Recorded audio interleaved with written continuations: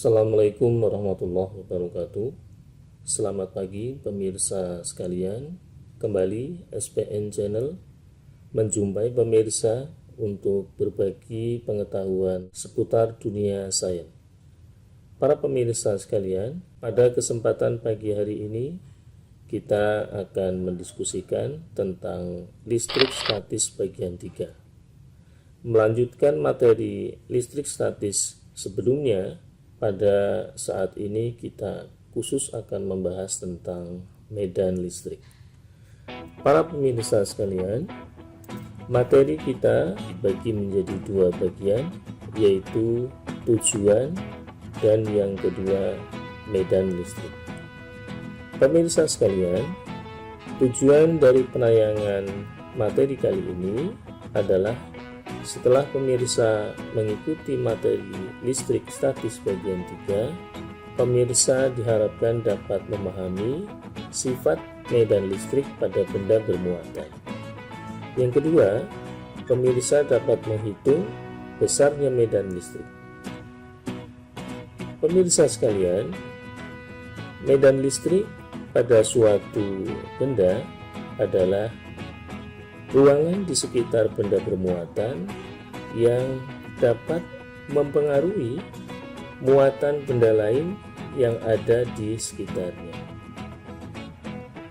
Diperlihatkan pada tayangan ini ada suatu benda bermuatan positif. Daerah di sekitar benda bermuatan ini menunjukkan adanya medan listrik. Untuk mengetahui besarnya kuat medan listrik yang dimiliki oleh benda bermuatan, maka perlu diletakkan muatan uji yang muatannya sangat kecil. Begitu kecilnya muatan uji ini sehingga besarnya mendekati nol. Mengapa besarnya muatan uji harus sangat kecil?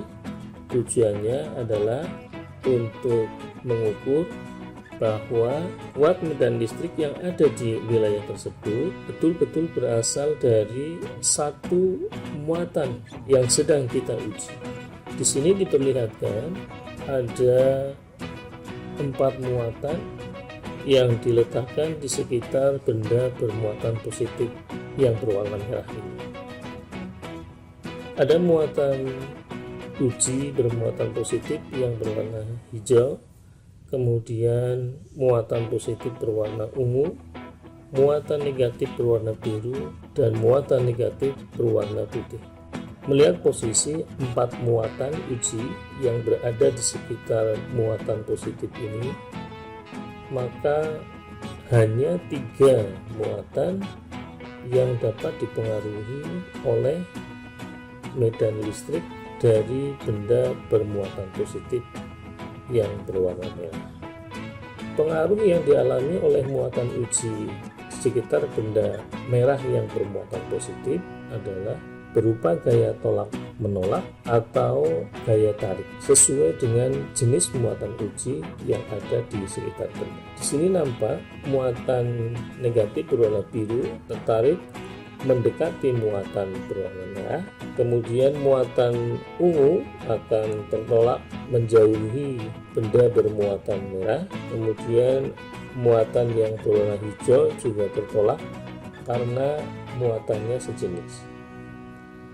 Mengapa muatan yang berwarna putih ini tidak mengalami pengaruh medan listrik muatan merah ini?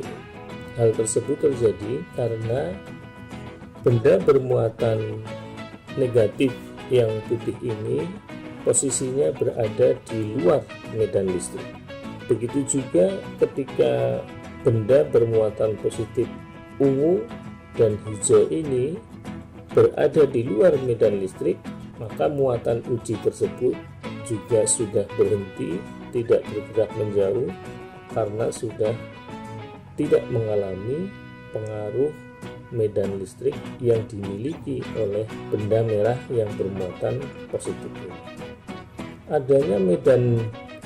Adanya medan listrik di sekitar benda bermuatan dapat digambarkan seperti yang tampak pada layar. Pada benda bermuatan positif akan menghasilkan medan listrik yang digambarkan sebagai garis gaya medan listrik yang arahnya keluar dari benda bermuatan tersebut.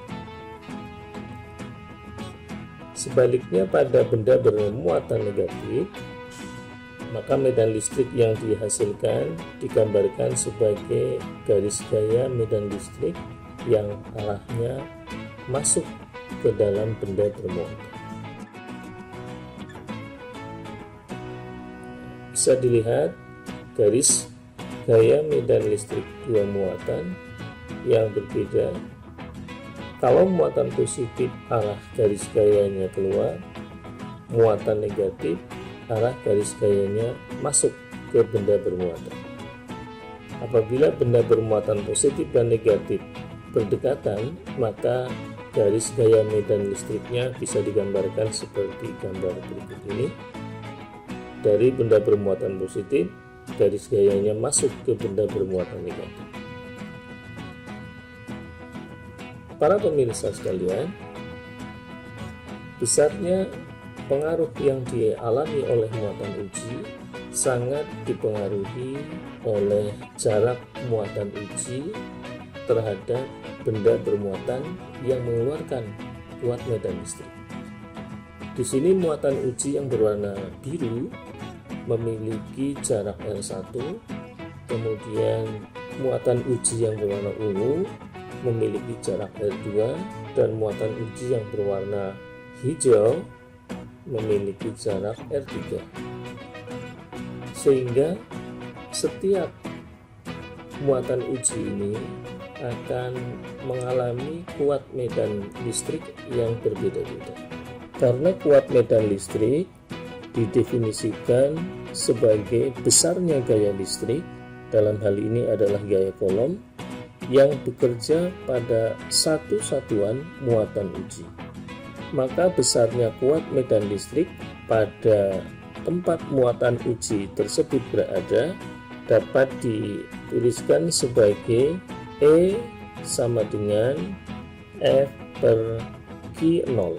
E adalah kuat medan listrik, F adalah gaya kolom yang bekerja pada muatan uji, dan Q0 adalah muatan uji.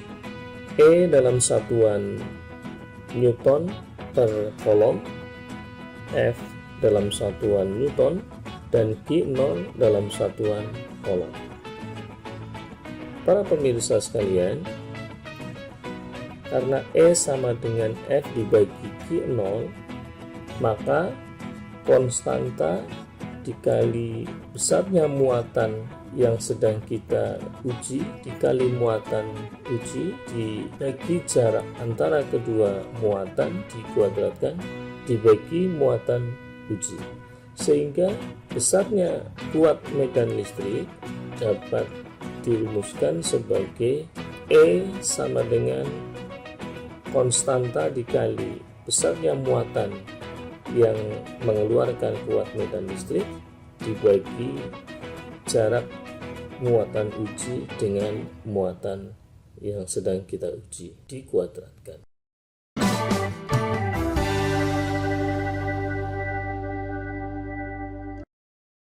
Contoh soal, gaya kolom yang dialami dua muatan A dan B adalah 3 kali 10 pangkat min 4 Newton. Muatan listrik A dan muatan listrik B masing-masing sebesar 2 kali 10 pangkat min 10 kolom dan 1,5 kali 10 pangkat min 3 kolom. Jika arah garis medan listrik dari A ke B, tentukan A jenis muatan A dan muatan B, besarnya kuat medan listrik, C jarak antara A dan B.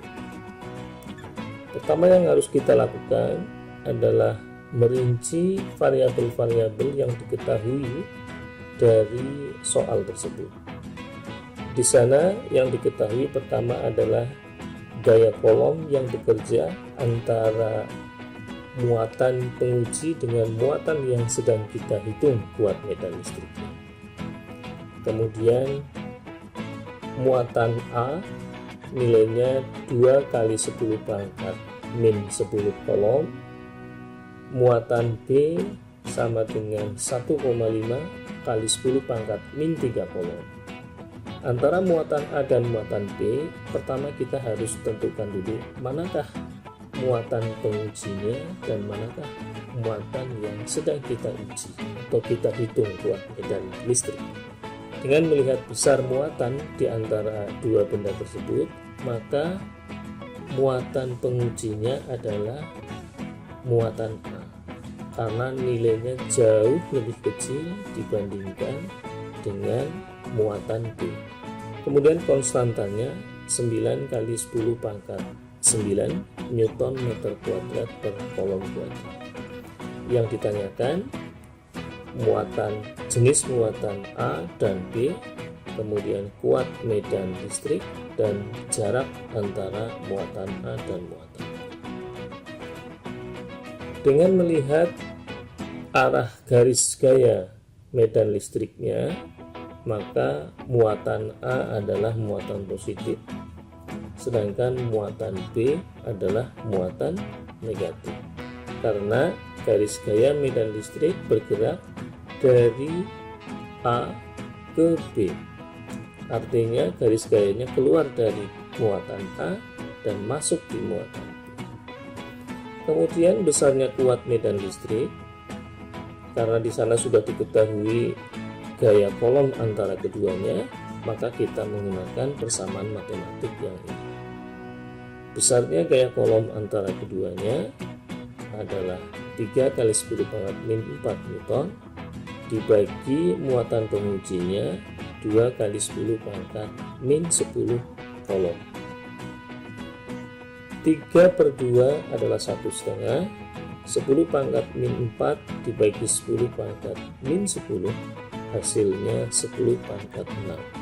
Sehingga besarnya kuat medan listrik adalah 1,5 kali 10 pangkat 6 Newton per kolom.